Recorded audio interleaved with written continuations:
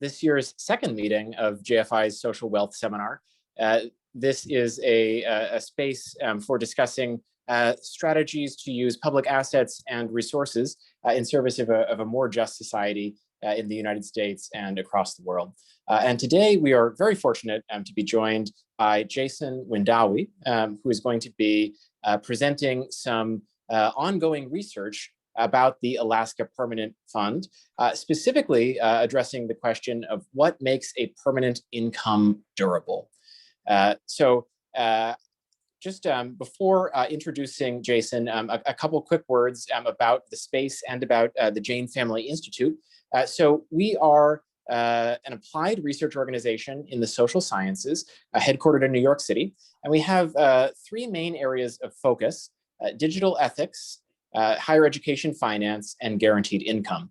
So as you can imagine, today's presentation is exciting to quite a lot of us at JFI, and I think in our extended community, for how directly it speaks to one of the most fundamental questions in guaranteed income land, which is, of course, how to permanently finance a guaranteed income program, how to make it work over the long term, and also to build a political constituency that can make a basic income viable over the long haul. So we're all very excited to learn from Jason's research, and I think we have people here with us today from a variety of backgrounds and even from different countries. So hopefully some of these insights can redound across the world.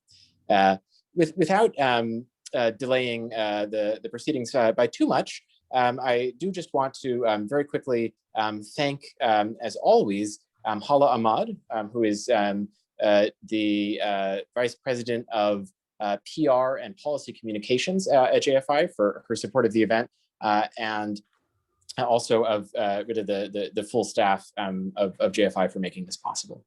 All right, so without further ado, I'm going to introduce today's speaker.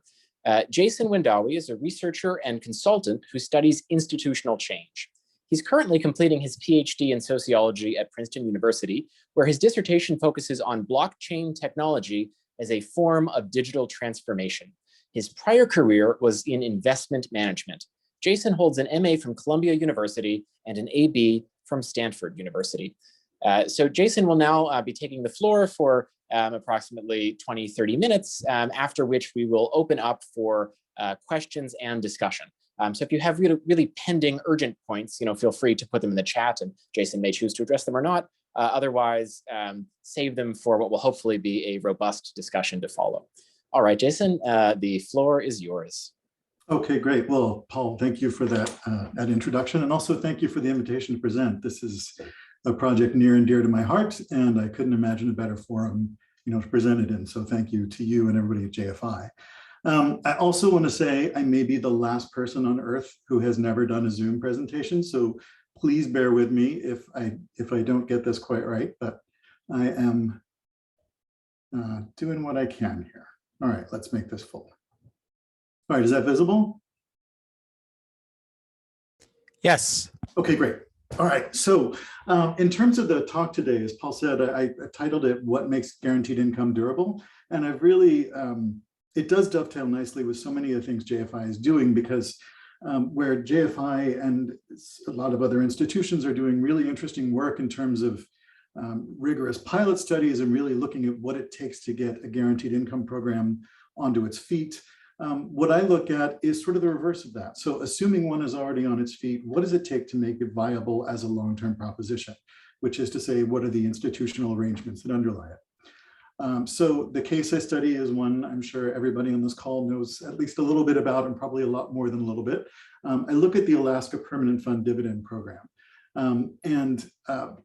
There are reasons for that. First of all, it's an obvious and useful analytical case, not only of the first order effects on, or the socioeconomic effects that have been studied in terms of inequality and poverty and labor supply, health outcomes, but it's also a nice case of durability, right? I mean, there's a lot of rich historical data in the public domain. There are a lot of clear decision points about institutional design and change.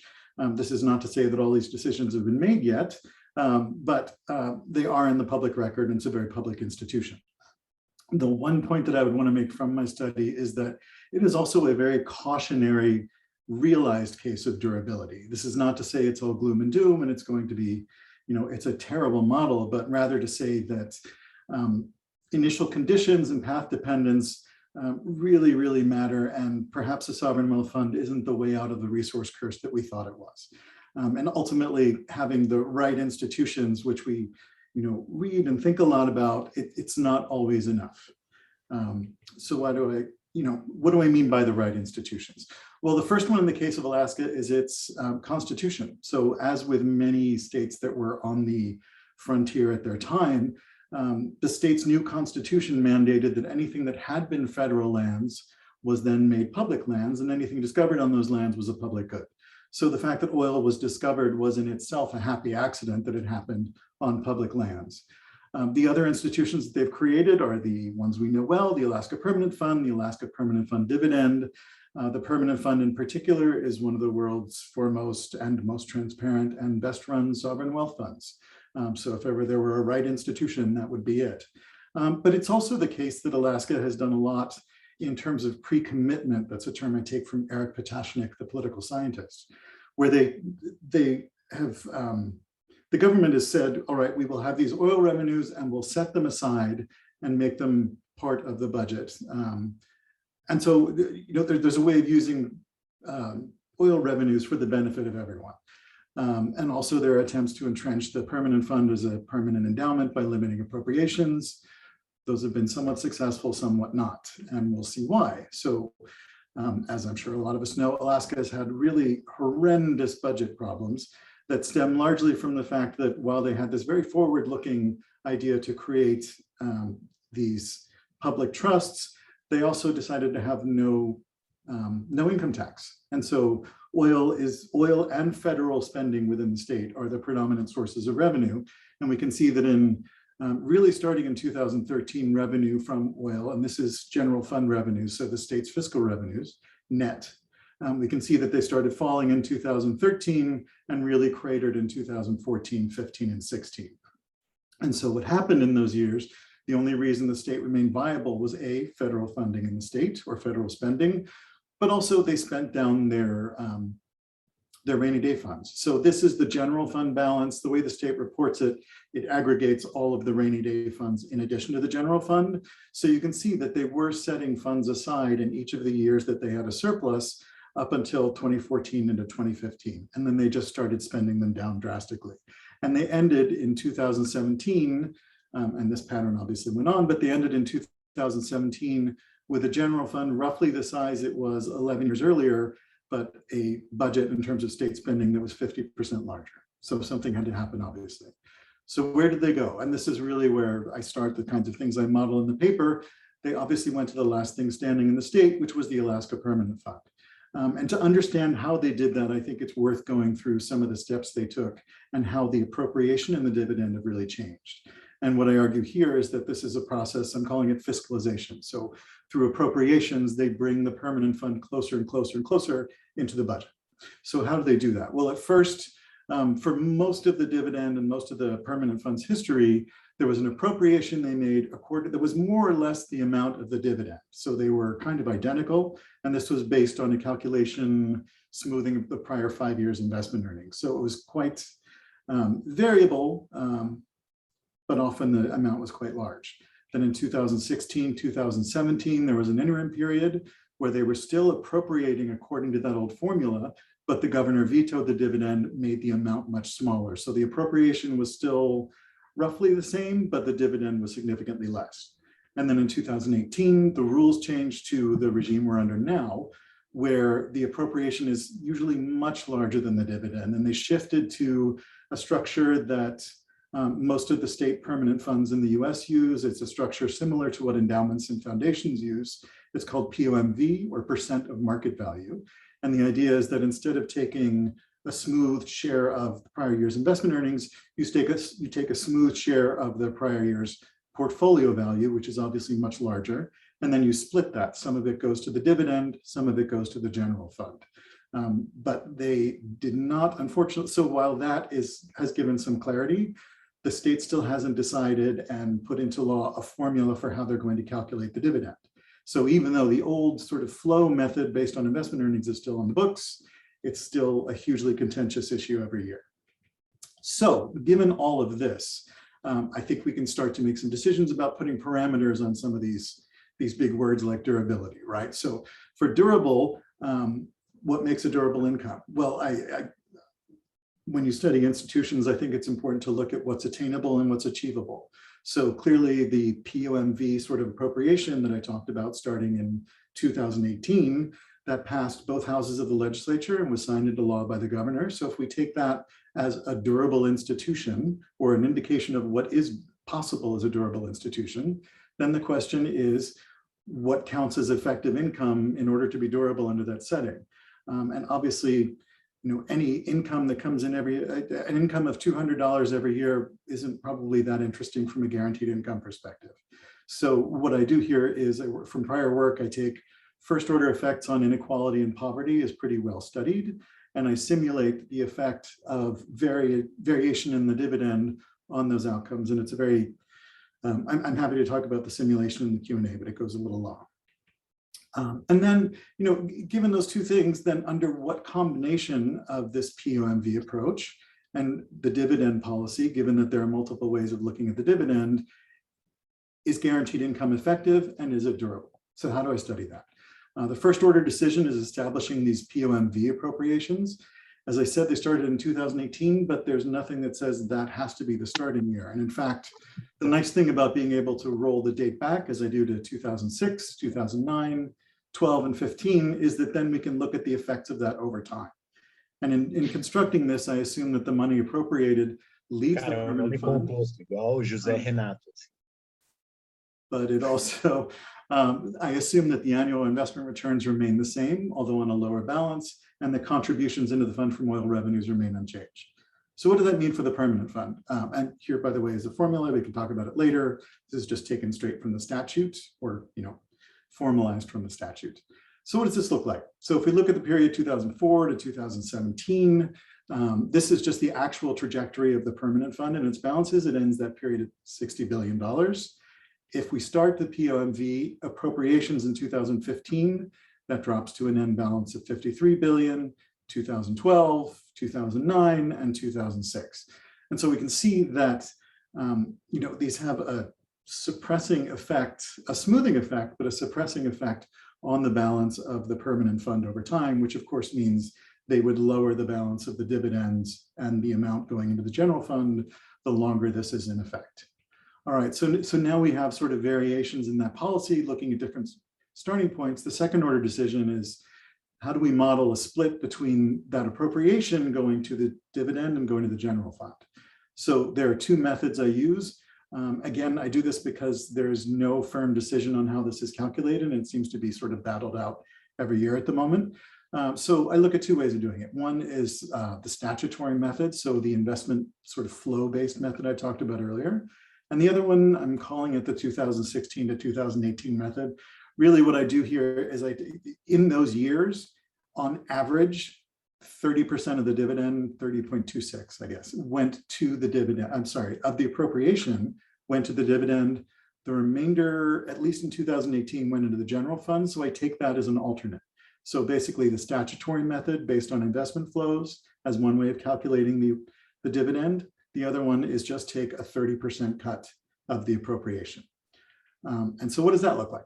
So here we have dividends every year from 2016 to 2017. This is the time period I'm going to be working with mostly, just for reasons having to do with the American Community Survey. So this is what dividends look like under the flow of the old statutory method, assuming the POMV appropriations. So assuming these larger appropriations, the green at the bottom is 2009, and as we would expect, so the earlier those larger appropriations begin, the more suppressed the dividend amount is. And the gold is 2015, and that's the converse. And it might look strange that it's higher than the actual dividend in 2016 and 2017, but again, that's because discretionarily, the governor and the governor really decided to lower the amount those years. This is what it looks like. It's even more suppressed under the 37 mix, as we would expect. So given those two things, Now we have a series of trajectories for the appropriations, and two different trajectories for the dividends. Under each of those, we can start combining them and thinking about what are the first order effects on income, on inequality and poverty. And here again, I use the counterfactual simulation. And simultaneously, what's the effect on the state's finances, right? Because if we're going to think about durability, we can't just look at the dividend in isolation. So just as a baseline to gather some intuition, I applied the counterfactual approach to the actual dividends.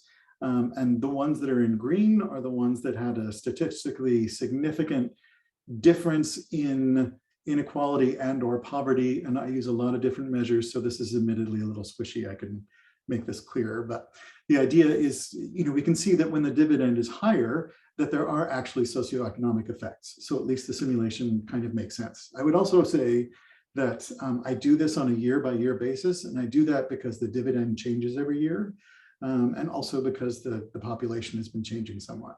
But it also makes me leery of making any claims about the dividend affects X without qualifying that by saying within a specific year. So the heart of where this is all going is thinking about these different initiation periods for this appropriation, looking at the trajectories of dividends, and then looking at the trajectories of the general fund. So on the left here, I have the dividend trajectories. So you can see in the blue, you've seen the dividends before. The blue is the trajectory of the dividends under the old flow method of calculating them, but assuming the new larger appropriations. And the orange on the left and on the right is what would happen with the 37 split. So unsurprisingly, we can see that the dividend under the 30-70 split is very low, but the general fund balances from 2012 on, the blue ones are assuming that all the extra funds that didn't go into the dividend went into the general fund and stayed there, which is, we'll come back to that. So just hold that constant for now. And then under the orange, you can see that it's, as we would expect, much, much higher. So given that, what does this trajectory mean in terms of socioeconomic impact? What does it mean in terms of, as I called it earlier, effective guaranteed income? And we can see that the 30-70 split really kills any effects, any beneficial effects in terms of the measures that I use, whereas the flow method in the higher dividend years continues to be effective in terms of having some effect on poverty and or inequality. So what does that mean? Well, first of all, I think it means we need to take away the 30-70 split if we're going to think about something that's durable. The other thing to think about is, as I mentioned earlier, I'm assuming in this that the money that flows in from these appropriations stays, but of course that's not realistic, especially when the state's in crisis. So what I did was went back and, consistent with the way the state has behaved, assumed that some of that money was there to be spent down in the years when there was a deficit. So I just assumed that the new money that came in was added to the spending that the state was already doing. So it's roughly an extra $1 billion a year the state could spend on supporting the dividend, on a lot of the programs that were cut, on supporting the university, and so on. And so where does that leave us? That leaves us from 2014 on with the light blue bars. And so while the state would have been able to support the higher dividend, so would have supported a more effective socioeconomic beneficial guaranteed income, it's equally the case that even though spending would have been higher, and some of the social programs that were cut outside of the dividend might have been sustained, the state would have still ended up in a fairly weak position in terms of its general fund.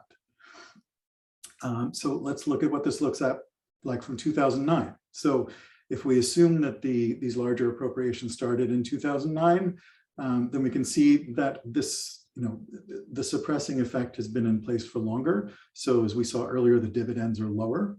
So the blue, again, is the dividend under the old calculation of how it would work. And we can see that it's lower. If you remember back, it's actually lower than it was from the 2012 initiation. And again, the 30-70 split is significantly lower. And we can see the effects on the general fund balance on the right. Again, the money flowing in is slightly lower under the flow dividend. So the general fund balance ends up higher, but not as high as it would be under the 70% of it going to the general fund. So what does that mean from a socioeconomic perspective? And here, I have to confess, I need a better way to think about this in terms of magnitudes, because this simple binary, was it effective or not, doesn't really get at the fact that the results for 2009, even in the years where there was something that was statistically significant, were not great. They were nowhere near what the effects were with the 2012 initiation. So those that were significantly dampened, but the state would still have been able to sustain higher dividends than it offered in 2016, 2017. So let's take it back to the budget. And I do the same analysis here, where I assume that the money flowing in from 2014 onward was spent in addition to what the state was already spending in order to be able to support the budget. And we see here, it's a less rosy picture in terms of the dividends, but it's a much happier picture in terms of the general fund balance and thus the state's ability to support ongoing spending.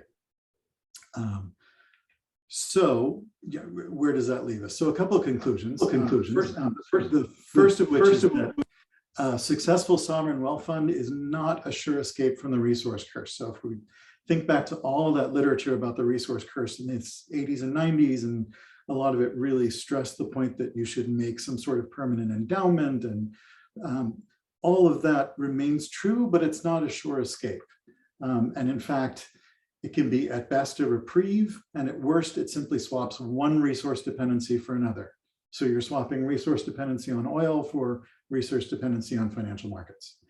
But also I want to say that this POMV, those of us who were following the media about Alaska, at the time that it happened, this new approach, there was a lot of, I don't want to call it fear mob, but a lot of sort of catastrophizing around the notion that the dividend was dead and the permanent fund was dead as we know it. And I think what I find is that's not the case. And in fact, the dividend can still be effective income under the right conditions while adding a lot of revenue.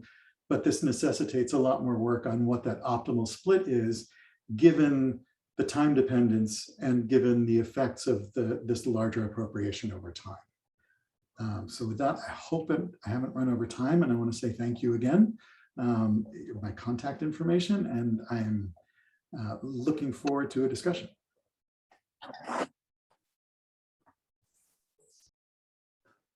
Well, thank you so much, Jason. That was a fantastic presentation and admirably concise. No, I mean, far from running over time, you've now left us with quite a bit of it for, I think, a very very deep discussion. So this is excellent.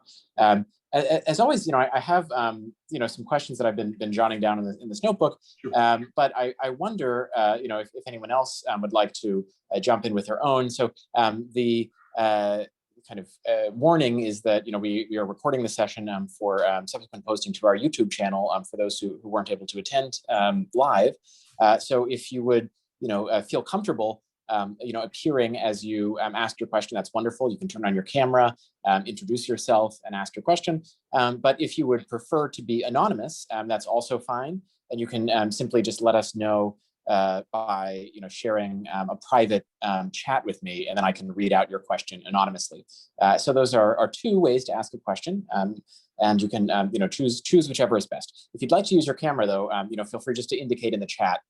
Perhaps even the public chat, that you have a question, and then I can call on you to share it with Jason in the group. Would anyone like to kick us off with a question here at the outset? As always, I'll wait a couple seconds, and if not, I can just push on ahead with one of mine.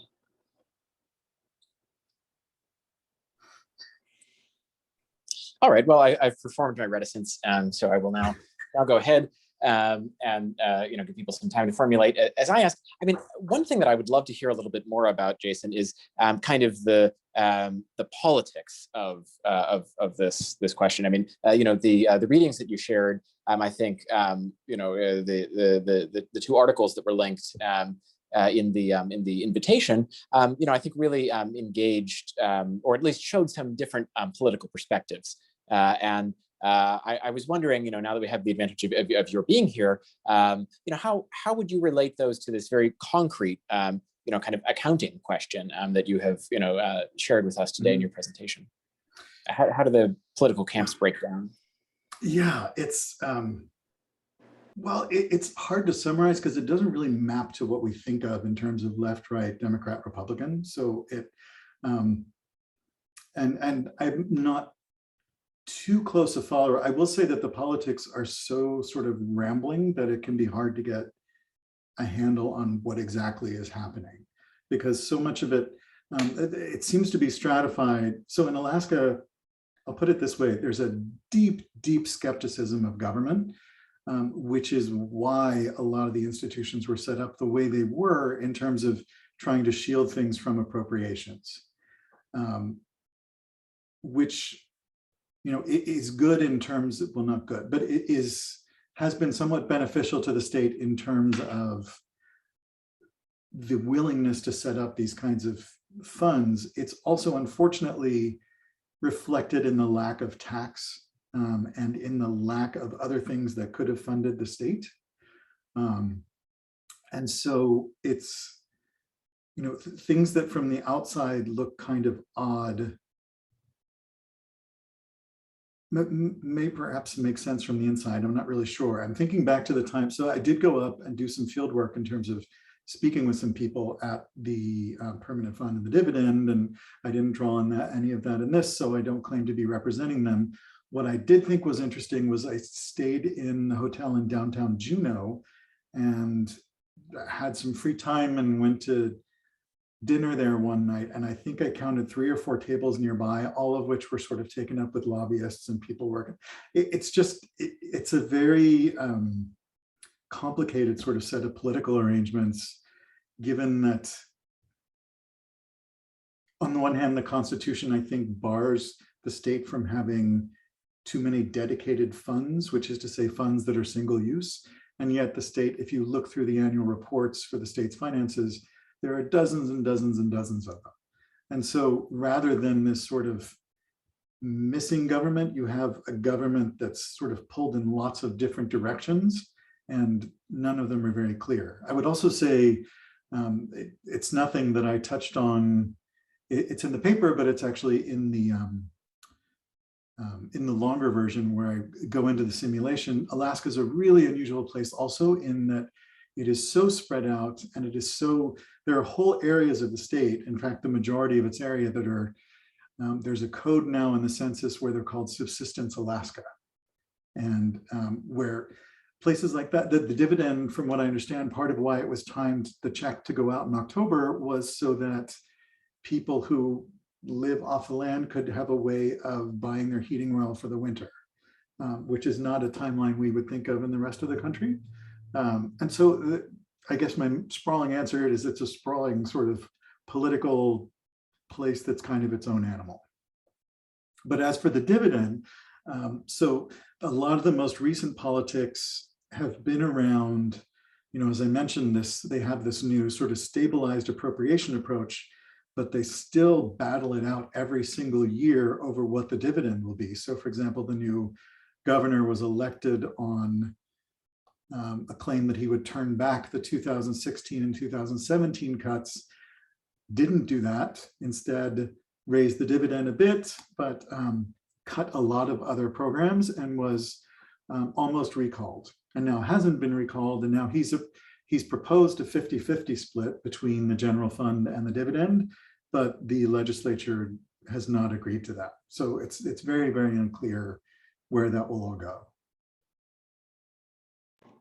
And I wonder, I mean, just following up on something you commented on in the presentation, and then again right now, it does feel quite significant, right, that you know, Alaska has, you know, no income tax, right? That you know, clearly, it strikes me that like that would, you know, kind of amplify the kind of stakes of this debate around the permanent fund. I mean, you know, it just feels like it really kind of puts the dividend into like unusually stark competition with other state funding priorities. So I wonder, I mean, you know, to what extent do you think that, you know, the explanation for, I mean, part of this instability that has been so evident in the last couple of years actually derives from, you know, these broader questions of taxation? I mean, it's hard to see any other larger driver than the taxation issue. I mean, in a state with, it's, I wonder if I can, well, I won't show you the slide, but it is remarkable when you look at the state's finances. It got so bad in 2015 and 2016 that, at least on paper, they were writing the oil companies checks. So from 2014 to 2015, the amount of money they got in severance taxes went from 2 billion in inflow to a deficit of 200 million. And that got, I think it was roughly the same in 2016. So yeah, I think this taxation issue is enormous. And it also is one of the reasons that it's very hard to extrapolate from Alaska to other places without trying to at least sort of figure out how to bound the things that make it so unique. And I also wanted to respond to Stephen's point in the chat about DW nominate. Absolutely. I think DW nominate is great, but if I remember correctly, that is only for federal electeds. So there is another data set out of Stanford that I've been thinking about for another paper that actually goes down to the state level and looks at state legislatures. Although I haven't looked at DW nominate for a while, so I may be wrong, but if I remember historically, it was about state level elections for federal officials. But I do need to look at that for sure.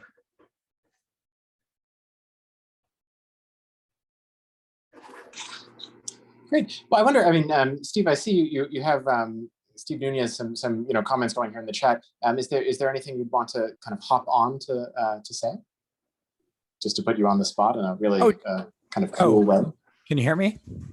Yes. All right. No, it's just we've over the years through the Stanford Basic Income Lab and through other sort of arrangements, we've talked with folks who are legislators at the state level who've argued that the permanent fund is a sort of a it makes sort of strange bedfellows, right? Because there are groups within the Republican caucus and also within the Democratic caucus who are very, very pro, permanent fund dividend, and even the governor is a Republican or current governor who basically campaigned on expanding it, although it turned out not to be quite possible. But of course, the difference then comes down to how are they going to ensure that the dividend is sufficiently large, with the Republicans often proposing fairly savage cuts to the state budget in order to expand the dividend. Democrats instead pushing for additional forms of tax revenue.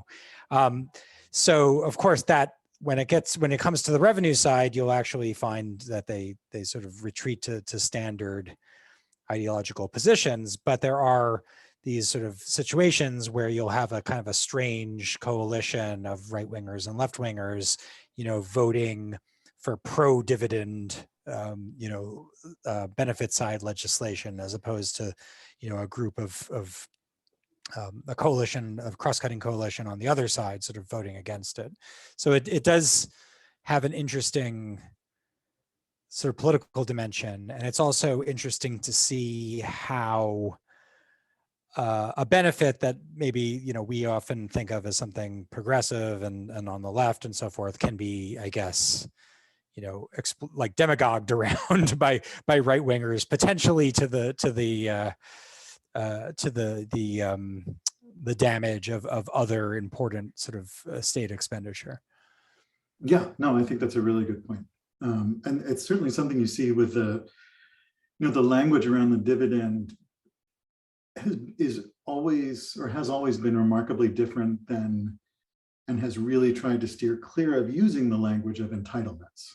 So it's not that everybody, this is your money as Alaskans, and this is your money being paid out to you as Alaskans, as opposed to this is a benefit of living in Alaska, or this is money you're entitled to, or this is, I don't know, a benefit from the state. The word benefit never appears.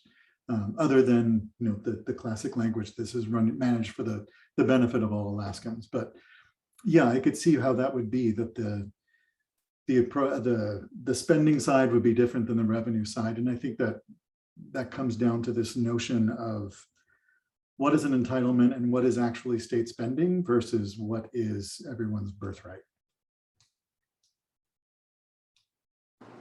Well, I see we have a question from Saleh. Saleh, would you like to take the floor? Yeah, thank you.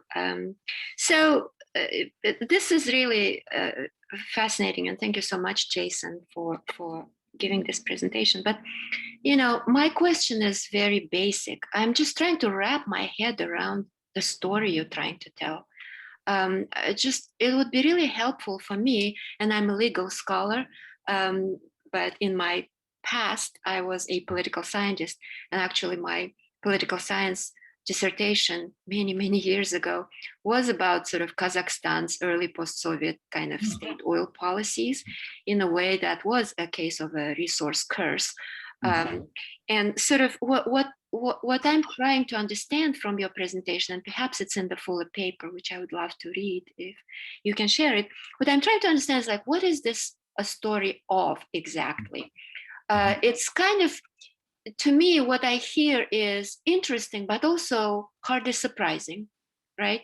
It's sort of a peculiar case of fiscal politics in a way at the state level, a very unique state with unique set of endowments, also very interesting kind of set of historical and cultural factors playing into it and all of that stuff. So to what extent it's generalizable, you know, how much of a lesson can you kind of extract from it? And what sort of lessons are there? So is it really about the durability of guaranteed income as a particular form of redistribution? Or, you know, if that's the story, I would like to kind of hear more about that. Is it about dealing with a resource curse? Is it about the sort of kind of, you know, general institutional choice, right? Because clearly back in the 70s, Alaska had a choice. How do we structure our rainy fund? Is it going to be a savings fund, this kind of passive financial investment sort of a thing, right? Or is it going to be a development bank? And so in other words, I would love to hear a little bit more of a story. Thank you. Yeah, sure. That's a great question. And I have to confess, this paper started out as something very different than what it is now. And so the story I'm interested in is really the third one you were talking about, the institutional choice. So I'm very interested in this idea that you have these moments in time where decisions are taken and they have ramifications that go beyond what the people who made them were initially considering. And I would also say that what I'm particularly interested in is the idea of entrenchment, and when is something entrenched and when is it not? And under what conditions can it be entrenched? And what I like about the Alaska case is that it allows us to look at what would happen if something had been entrenched at different points in time. And so it's, to me, really a question of institutional design and the contingencies that come from that. Because I know that, you know, in the institutions literature, there's a real tendency to either take institutions as historically given or to treat them as sort of just so stories where everything's in equilibrium, and if something exists, then clearly it's in equilibrium. I think that this allows us to look more closely at how something like this is constructed and how it's contested, and how it survives or doesn't survive that contestation. But it is a very good question, and the story that I would tell with it has changed over time. But I don't know if that answers your question. Please let me know if it doesn't. It's great, and thank you so much. I mean, this is what I kind of gathered from it, and but it's helpful that you emphasize the timing aspect in the design and entrenchment, because that's not what has been particularly salient in my mind. And you know, my own work is about designing. Actually, right now, trying to design a form of a new public investment institution, and it's an interesting point about the timing. So, if you don't mind, I would love to follow up, stay in touch with you. On this. Absolutely, that would be Thank great. you. Yeah. Well, I believe we have a question from in-house from Alex. Alex, would you like to ask it? Sure.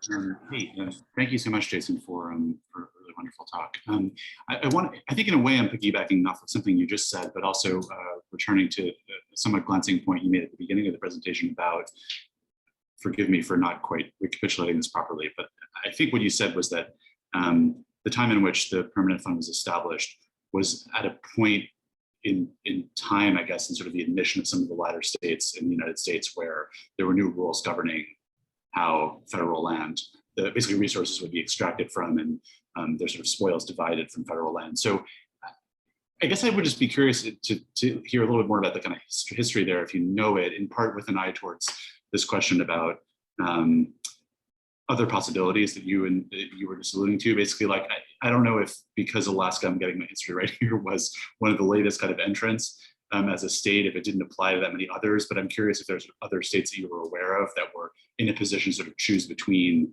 different models along these lines, or if Alaska was seriously considering another one that ended up opting against in favor of this.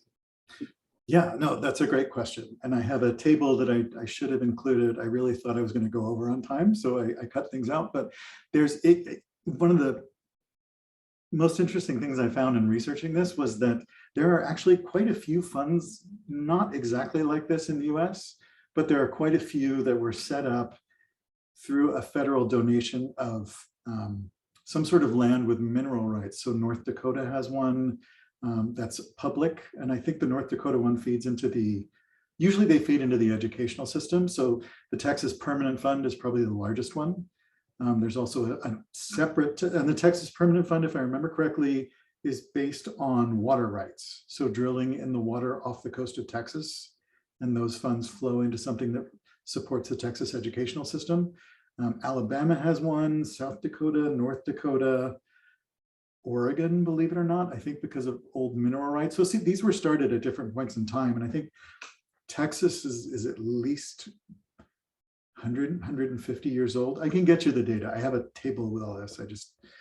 My Kung Fu Zoom is weak, so I don't trust myself to be able to find it and project it here. But yeah, it is interesting. So what these other states did was they flowed the money directly into, so they use a variation of the same appropriation approach. So this percent of market value, but they flow it directly into part of the budget instead of spending on a dividend. And so in reality, this move towards this POMV way of taking money out of it is actually moving Alaska closer to the other funds in the US. Although we don't talk about those other funds for some reason. They're kind of scattered.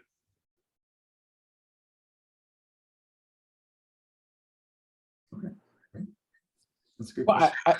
I believe we have a question from Steve Waldman. Steve, would you like to ask? Great.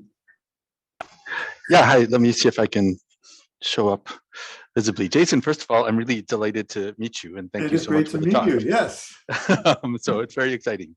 So it was, unsurprisingly, and of course, a great talk. My question is kind of going to be a follow-up to Paul's about taxes, and I'm going to interweave what you said about your interest in entrenchment, because it seems to me that there are kind of three distinct entrenchments in your story. First, there's an ancient entrenchment that in Alaska, the institution of no income tax is important to the identity of the humans there. Yep. And then there's a second entrenchment, which is, this is your money.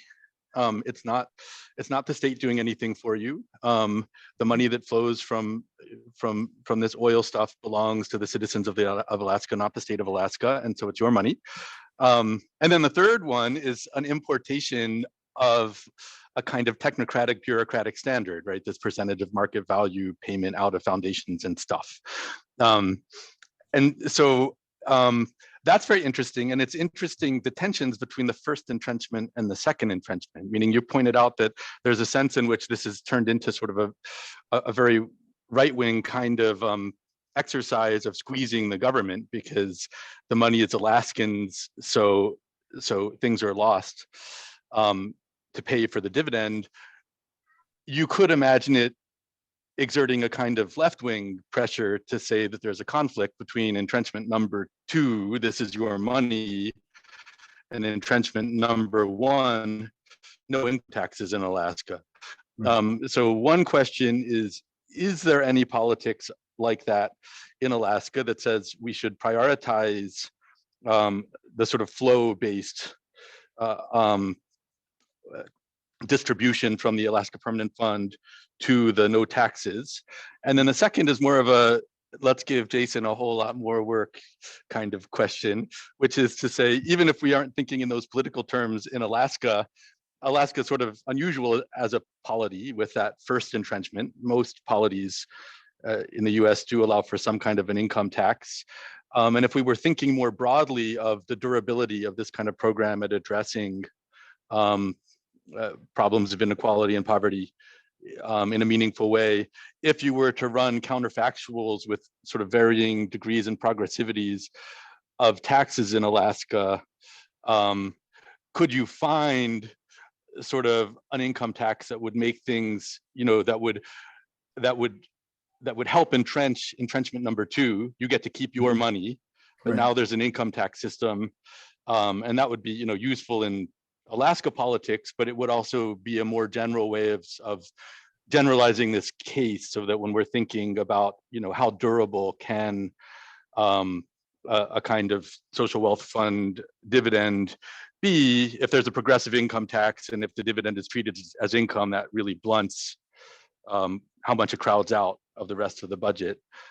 So both in the case of Alaska for its politics and in the case of the rest of the world for generalizability, do you have any kind of sense, or if not, I'm just again being an asshole assigning work to the researcher, but of sort of is there maybe what kind of looks like a sweet spot, an income tax that doesn't seem too burdensome and lets Alaskans keep their money, that's being stolen from, the sort of right-wing way of putting it is that their money is being stolen right now, and a fair tax system would be better than the fucking legislators coming every year and stealing their money. Right. God, I wish I knew. Yeah, I mean, income taxes are,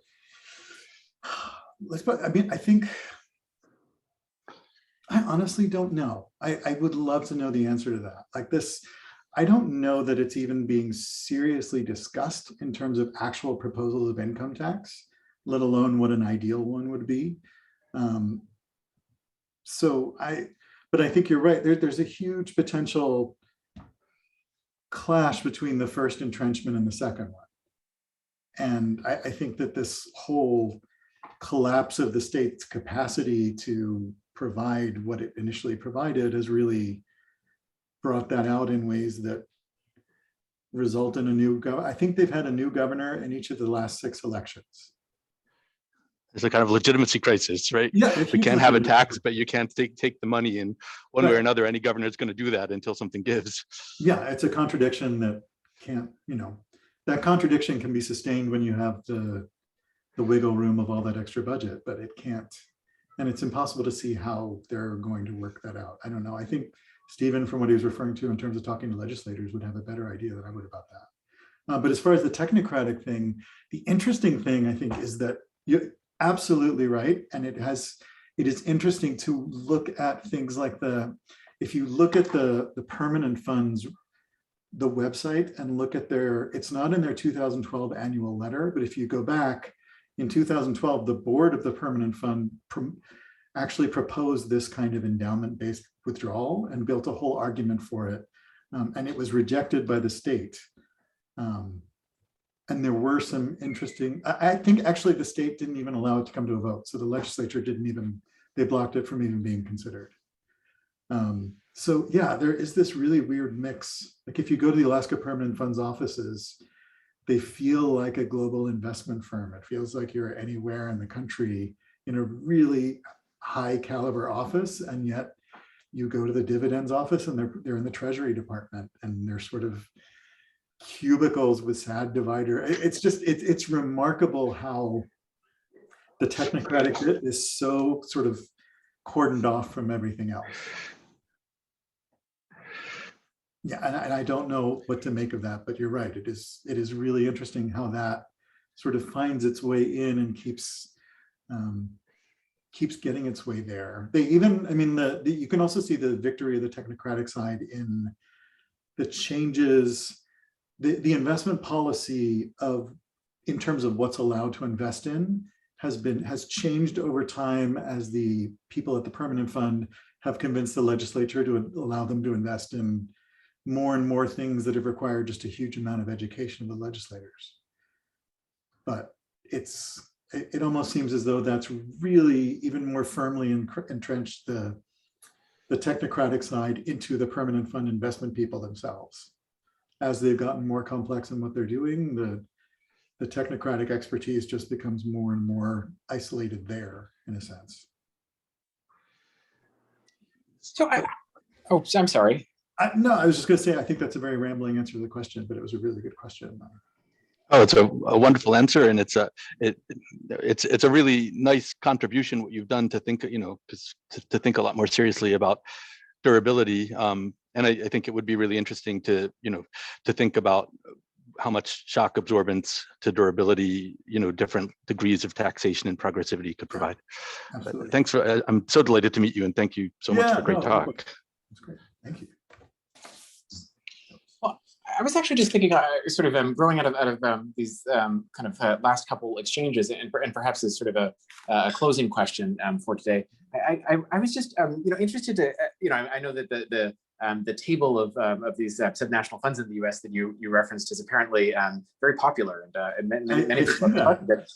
And it has me thinking, actually, just like what you described about the kind of professionalization of the Alaska Permanent Fund Corporation, perhaps in contrast to the dividend division, which I've even experienced just in emailing both of those entities. It's very clear that they're two very different sorts of organizations. And I don't know. It strikes me that in contrast, I guess I just always assumed that the Alaska Permanent Fund was much larger than other subnational funds in the U.S. But of course, like the Texas Permanent School Fund is also very large as well. I mean, it's what, like 2/3 the size of the Alaska Permanent Fund, but yet no one talks about it, presumably because it is not very visible, right? But I mean, I shared the link to their website in the chat. It really looks like the sort of website that someone might have built 15 years ago. It's very simple. It has just a couple tabs. But yet, they guarantee like $90 billion of bonds.